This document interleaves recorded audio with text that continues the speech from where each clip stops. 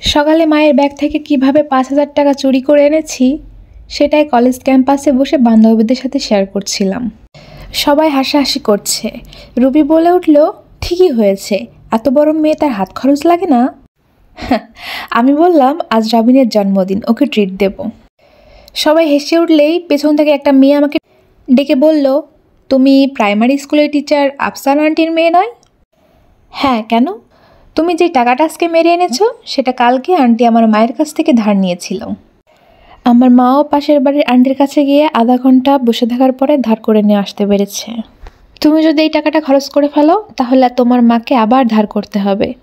আমার মায়ের টাকাটাও সে আর আগামী মাসে দিতে পারবে না। আমাদের পাশের বাড়ির আন্টিটা খুব বাজে স্বভাবের, খুব খারাপ কথা বলবে। তাই বলছি, তুমি যদি টাকাটা বেশি খরচ না করে থাকো তাহলে আন্টিকে টাকাটা ফেরত দিয়ে দিও। তোমাদের ঘরে নাকি চাল নেই, তুমি কিছু মনে করো না। মেয়েটা এই কথা বলেই তার ব্যাগ নিয়ে বেরিয়ে যেতেই আমি ভীষণ রকম লজ্জা পেলাম কথাটা শুনে। বান্ধবীদের সামনে ওরা কেউ কিছু বলল না, সবাই মুখ টিপে হাসছে। আমি একটা অপ্রস্তুতকর হাসি দিয়ে ওদের সামনে থেকে ব্যাগ নিয়ে বের হয়ে যাচ্ছিলাম। তখন রবিন ওখানে আসতেই আমি চলে যাচ্ছে দেখে ও আমাকে যখন ডাক দেয়, রুবি বলে উঠল, ও তোমার জন্য মায়ের কাছ থেকে টাকা চুরি করে নিয়েছে, এখন সেই টাকা আবার ফেরত দিতে যাচ্ছে, ওদের ঘরে নাকি চাল নেই। এই বলে সবাই হেসে উঠলেই আমি ছুটে পালিয়ে এসে একটা রিকশায় উঠে পড়লাম।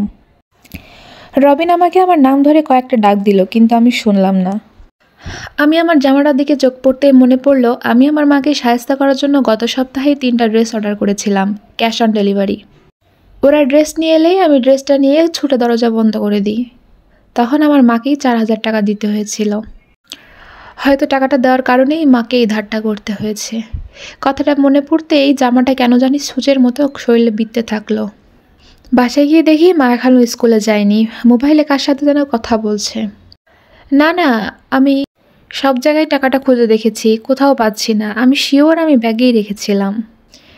মা অন্য পাশ ফিরে ফোনে কথা বলছিল, তাই আমি আস্তে করে টাকাটা যখনই টেবিলের উপর রাখতে যাব তখনই আমার মা বলে উঠল, না, আমার ছেলে মেয়ে এই টাকা নিতে পারে না, আমি তাদেরকে এই শিক্ষা দেইনি, আমার মেয়ে একটু জেদি আর কি। আসলে তেমন কিছুই তো তাদের দেওয়া হয় না, সামান্য কিছুই তো হাত খরচ দিই, তাই বলে ওরা কখনো ব্যাগে হাত দেবে না। ওদিক থেকে কে কথা বলছে কি বলছে কিছুই শোনা যাচ্ছে না। মা আবার বলে উঠল, আজ তো ডাল আর ডিম দুটো রান্না করলাম, কালকে ওরা আবার কি খাবে তাই ভাবছি। বেতন পেতে এখনো 10 দিন, কিভাবে যে চলবো, কোনো দামি মাছই ওদেরকে খাওয়াতে পারি না। কোনো ডাল ভাতও যদি দিতে না পারি, মেয়েটা তো অন্তত একটা ডিম না হলে ভাতে মুখে তুলতে চায় না। আমি দরজার আল্লারে মায়ের কথাগুলো শুনে কান্না করছিলাম। ভাইয়াকে দেখেই চোখটা মুছতেই ভাইয়া আমাকে বলল, তুই নিয়েছিস টাকাটা? আমি মাথা নেড়ে সায় দিতেই ও আমার গালে একটা জোরে থাপ্পড় মেরে দেয় আর বলল, আর কখনো এই কাজ করিস না, মা খুব কষ্ট পাবে। ভাইয়া আমার কাছ থেকে টাকাগুলো নিয়ে ভাঙতি টাকাগুলো পকেটে রেখে আর বাকি 500 টাকার একটা নোট দিয়ে মায়ের ব্যাগের পাশে রাখলো। পাশ ফিরে ভাইয়াকে দেখে মা বলে উঠল, পেয়েছিস তুহিন? ভাইয়া একগাল হাসি দিয়ে বলল, হ্যাঁ পেয়েছি, কোথায় রাখো আর কোথায় যে খুঁজে বেড়াও। টাকাটা হাতে নিয়েই যখন ভাইয়ের দেওয়া 500 টাকাটা দেখে তখন চোখটা সন্দেহজনক হয়ে বলল, কাল তো কোনো নতুন 500 টাকা ছিল না, টাকাটা তুই কোথায় পেলি? তখন ভাইয়া বলল, এখানেই তো ছিল। মা খানিকটা সময় ভাইয়ের দিকে তাকিয়ে থেকে বুঝতে পারলো ভাইয়া মিথ্যা কথা বলছে। আমি দরজার পাশেই ছিলাম, মা রুম থেকে বের হয়ে আমাকে দেখতে পেয়েই সবটা বুঝতে পারলো। মা এমনভাবে মাথা নেড়ে বলল, তুই এখন চুরিও করছিস? ভাইয়া তখন বের হয়ে এসে বলল, বাদ দাও না মা, অত টাকাটা ফেরত এনেছে, খরচ তো করেনি। মা তাও আমার গায়ে হাত তুলতে আসলে ভাইয়া মাঝখান থেকে হাতটা ধরে বলে, আমি বলে দিয়েছি ওর আর কখনো এই কাজ করবে না।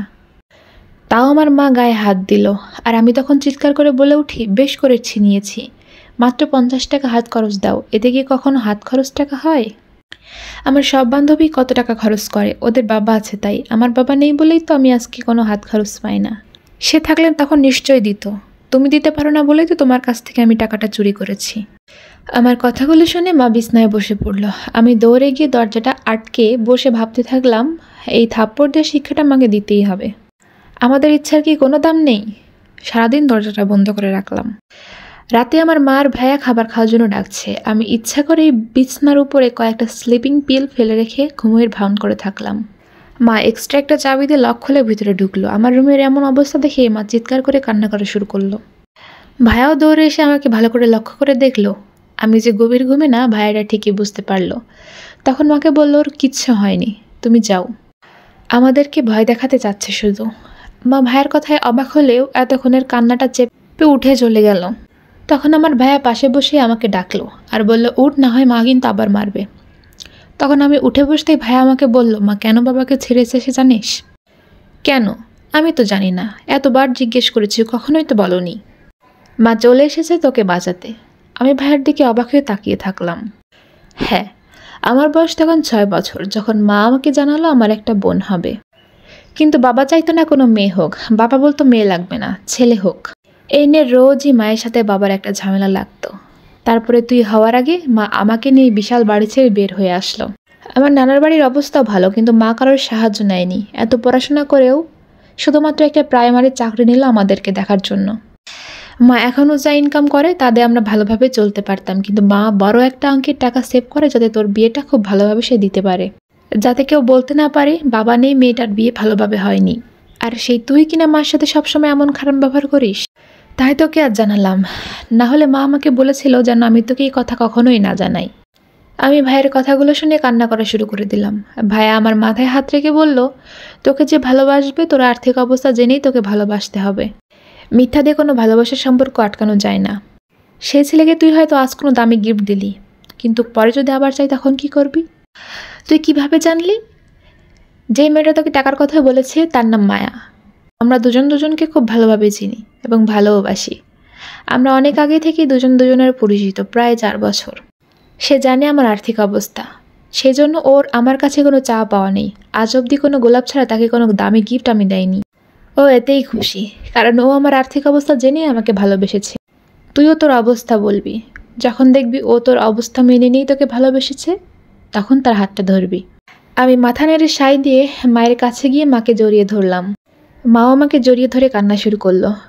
সত্যি এখন অনেক পরিবারেই সন্তানেরা মা বাবার আর্থিক অবস্থার কথাটা একদম বুঝতেই চায় না, অন্যদের মতো চলতে চায়। এজন্য হয়তো মা বাবাকে অনেক সময় অনেক রকম কষ্ট দিয়ে ফেলায়।